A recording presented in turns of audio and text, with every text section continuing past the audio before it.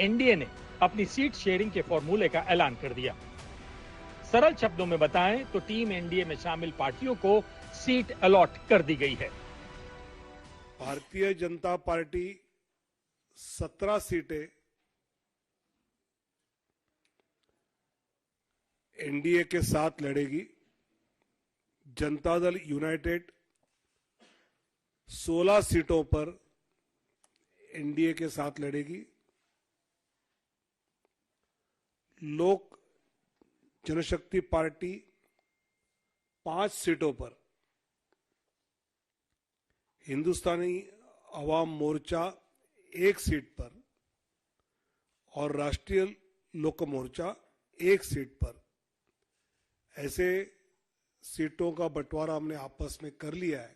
लोक जनशक्ति पार्टी रामविलास को 5 सीट मिली है। मैं धन्यवाद करता हूं और ये पूरी आप लोगों को विश्वास दिलाता हूं कि जो आपने टारगेट रखा है 40 को 40 सीट जीतने का, उसमें निश्चित रूप से इस बार हम लोग बिहार में पूरा करेंगे। स्पष्ट है कि 2024 में फिर से नरेंद्र मोदी जी की सरकार और 40 की 40 सीट जीतकर देश में जो 400 पार का हमारा संकल्प है उसको आगे बढ़ाना है। बिहार एनडीए में सीटों का बंटवारा हो गया।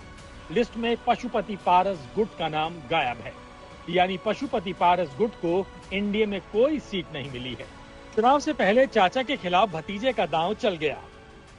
हमारे गठबंधन के अहम सहयोगी जनता दल यूनाइटेड और हमारे मुख्यमंत्री नीतीश कुमार जी, इस गठबंधन में मौजूद हमारे तमाम साथी उपेंद्र कुशवाहा जी, आदरणीय मांझी जी, तमाम साथियों का मैं आभार प्रकट करता हूं कि उन्होंने जिस तरीके से इस गठबंधन को मजबूती देने के लिए इतनी सहजता से सीटों का बंटवारा किया। यकीनन जब कोई बड़ा गठबंधन बनता है तो हर दल को छोटे मोटे कॉम्प्रोमाइजेस करने पड़ते हैं, थोड़ी बहुत कुर्बानियां हर किसी को देनी पड़ती है। और अब इस नए गठबंधन के स्वरूप के साथ हम लोग का विश्वास और ज्यादा पुख्ता होता है कि जो लक्ष्य प्रधानमंत्री जी ने दिया है उसको तो हम पूरा करेंगे ही। चिराग की पार्टी को 5 सीटें मिल गई, जबकि चाचा पशुपति पारस को एक भी सीट नहीं मिली। सूत्रों से मिली जानकारी के मुताबिक बहुत जल्द पशुपति पारस बड़ा ऐलान कर सकते हैं। यह ऐलान एनडीए से अलग होकर महागठबंधन में शामिल होने से जुड़ा हो सकता है या फिर सभी लोकसभा सीटों पर चुनाव लड़ने के निर्णय से जुड़ा हो सकता है। आज तक ब्यूरो।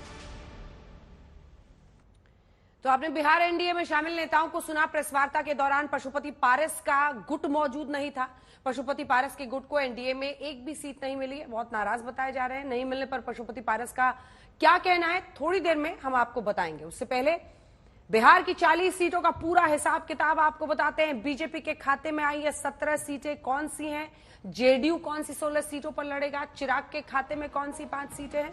तो आइए सबसे पहले बीजेपी से शुरुआत करते हैं। बीजेपी के लिए पश्चिम चंपारण, पूर्वी चंपारण, मधुबनी, अररिया, दरभंगा, उजियारपुर, सारण, महाराजगंज, बेगूसराय।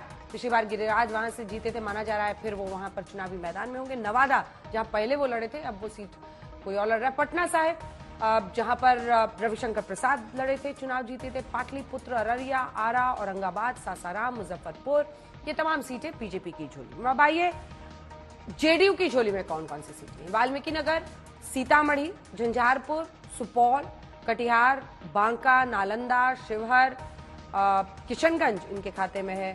मधेपुरा, पूर्णिया, गोपालगंज, सिवान, भागलपुर, मुंगेर, जहानाबाद। चिराग पासवान के लिए बड़ी जीत इसलिए बताई जा रही है कि जमुई, जो उनकी पुरानी सीट थी, पिछली बार वहां से जीते थे, जमुई, और इस बार उनको हाजीपुर भी मिल गया है, जो उनकी पिता की पारंपरिक सीट थी। तो हाजीपुर, वैशाली, जमुई, खगड़िया, समस्तीपुर, ये 5 सीटें उन्हें मिल गई हैं। वहीं गया लोकसभा सीट जीतन राम मांझी को मिल गई है। काराकाट की सीट एनडीए के साथी उपेंद्र कुशवाहा को मिली है। ये रही बात एनडीए के सीट बंटवारे की। सीट शेयरिंग को लेकर महागठबंधन के नेता तेजस्वी यादव का बड़ा बयान आ रहा है, वो अब आपको बता देते हैं। सीट शेयरिंग पर तेजस्वी यादव का बड़ा बयान। आखिरी दौर में सीट शेयरिंग का फॉर्मूला, बहुत जल्द सीट शेयरिंग का ऐलान करेंगे। सभी दलों की सीट का नाम तय हो चुका है। आज जब एनडीए ने अपनी सीट शेयरिंग का फॉर्मूला सामने रख दिया, उसके बाद उनकी तरफ से जानकारी आ रही है, वो कह रहे हैं कि हम बहुत जल्द ऐलान करेंगे। 2-3 जिलों में सारी चीजें तय हो जाएंगी। अंतिम चरण में है, है ना, एक आध सीट को लेकर के बातें हैं, लेकिन उसमें कोई दिक्कत नहीं, 2-4 दिन में सॉर्ट आउट हो जाएगा। तो तेजस्वी यादव का कहना है कि महागठबंधन में सीट शेयरिंग का ऐलान जल्द हो जाएगा। तो क्या एनडीए के बाद अब महागठबंधन सीट शेयरिंग को लेकर अपने पत्ते खोलेगा? हालांकि एनडीए में अब की बार सीट शेयरिंग को लेकर नए प्रयोग किए गए हैं। ऐसा क्यों? आपको एनडीए की सीट शेयरिंग की इनसाइड स्टोरी के जरिए समझाते हैं। बीजेपी पहले की तरह 17 सीट पर चुनाव लड़ेगी। जेडीयू पिछली बार से 1 सीट कम पर इस बार 16 सीटों पर चुनाव लड़ेगी। जेडीयू खेमे की गया सीट मिल गई है जीतन राम मांझी को। गया को लेकर ही सबकी नजरें टिकी हुई थी कि क्या जीतन राम मांझी को ये सीट मिलती है या फिर जेडीयू बरकरार रखती है। ऐसे में जीतन राम मांझी को ये सीट दे दी गई है। जेडीयू खेमे की काराकाट सीट उपेंद्र कुशवाहा को मिल गई है। बदले में जेडीयू को बीजेपी की शिवहर सीट दी गई है। तो बीजेपी को एलजेपी की नवादा सीट भी बदले में मिली है। तो कुल मिलाकर सीट शेयरिंग हो गई है। बिहार में बीजेपी के लिए सिर्फ पशुपति पारस अब सिरदर्द नहीं है, बल्कि मंत्रिमंडल विस्तार के बाद बीजेपी के विधायकों में भी नाराजगी बताई जा रही है।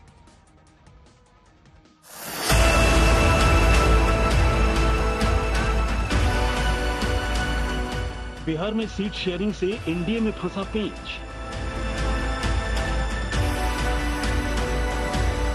चाचा भतीजे में लड़ाई लालू का खेल बन गया।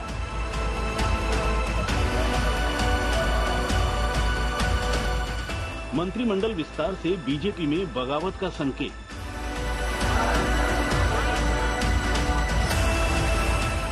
नीतीश कुमार की वापसी, लेकिन घर में घमासान।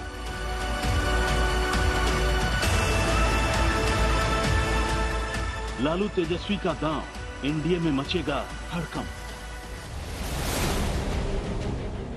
ये 3 तस्वीरें बताने के लिए काफी हैं कि एनडीए के अंदर सब कुछ ठीक नहीं। नीतीश कुमार की एनडीए में वापसी हो गई, लेकिन सीट शेयरिंग पर टकराव खत्म नहीं हुआ। पशुपति पारस का खेमा साइडलाइन किए जाने से नाराज है, यानी एनडीए में फूट पक्की है। बड़ी बात यह है कि आरजेडी की तरफ से पशुपति पारस को साथ आने का ऑफर भेजा जा चुका है। तो वहीं मंत्रिमंडल विस्तार के बाद बीजेपी खेमे में अंदर खाने बवाल मचा हुआ। मंत्रिमंडल में जगह नहीं मिलने पर बीजेपी के कई विधायकों में नाराजगी। चुनाव से ठीक पहले अपनी ही पार्टी के विधायकों की नाराजगी बीजेपी को लोकसभा चुनाव में महंगी पड़ सकती है। सबसे पहले बात बिहार बीजेपी में मचे बवाल की। ये हैं बीजेपी के विधायक मिश्री लाल यादव। सुनिए, बिहार मंत्रिमंडल विस्तार को लेकर मिश्री लाल यादव ने क्या बड़ा बयान दिया। ये मतलब मंत्रिमंडल का जो विस्तार हुआ है उसमें एक बात तो चर्चाएं हो रही है। एक बात की तो चर्चा है, जो मंत्रिमंडल के विस्तार में एमएलसी की संख्या भी कम नहीं है।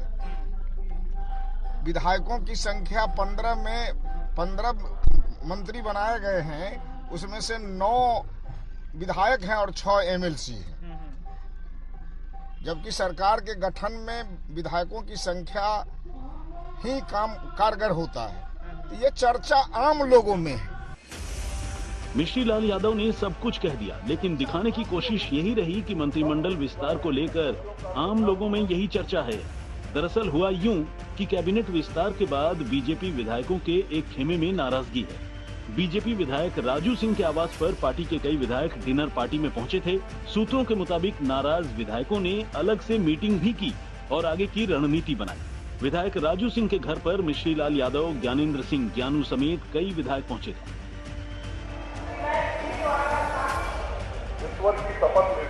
नाराजगी यहीं तक सीमित नहीं है। मंत्रिमंडल विस्तार से पहले सियासी गलियारे में चर्चा का बाजार गर्म था कि पशुपति पारस गुट के प्रिंस राज को नीतीश कैबिनेट में जगह मिल सकती है। जगह नहीं मिली, यानी चाचा की बजाय भतीजे चिराग को बीजेपी की तरफ से ज्यादा वेटेज दिया जा रहा है।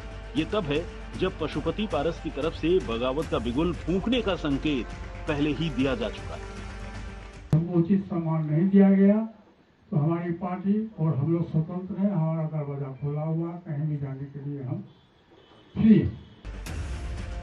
दरअसल एलजेपी के हिस्से में आई सीट को लेकर चाचा और भतीजे आमने सामने हैं। सीट शेयरिंग का ऐलान होने से पहले चिराग एलजेपी की सभी सीटों पर अपना दावा ठोक चुके हैं। मुझे नहीं पता कि वो गठबंधन का हिस्सा है नहीं है, ना ही वो मेरी चिंता में है। हाँ, इतना मैं कह दूं कि मेरे पास किसी का कोटा नहीं है। मेरी जो सीटें हैं वो सिर्फ मेरी हैं। गठबंधन में कौन है वो है कि नहीं, कौन है नहीं, बाकियों का तो मुझे पता ही है, वो है कि नहीं मुझे नहीं पता। बट हाँ, मेरे पास किसी के कोटे की सीटें नहीं। चाचा भतीजे के बीच सियासी जंग से जेडीयू ने खुद को दूर रखा। जेडीयू प्रवक्ता का कहना है कि चाचा भतीजे की सियासी लड़ाई से उनसे कोई लेना देना नहीं। चाचा को कितनी सीट मिले, भतीजे को कितनी, ये बीजेपी का निजी फैसला है। ये एनडीए के घटक दल एलजेपी और भारतीय जनता पार्टी और रामविलास जी के सुपुत्र चिराग पासवान जी के बीच का मामला है। मुझे उम्मीद है जल्दी ही इसको सुलझा लिया जाएगा। हाजीपुर नहीं, हमारा उस सीट पर कोई क्लेम नहीं है। वो रामविलास जी के पुत्र और उनके भाई के बीच का विवाद। चाचा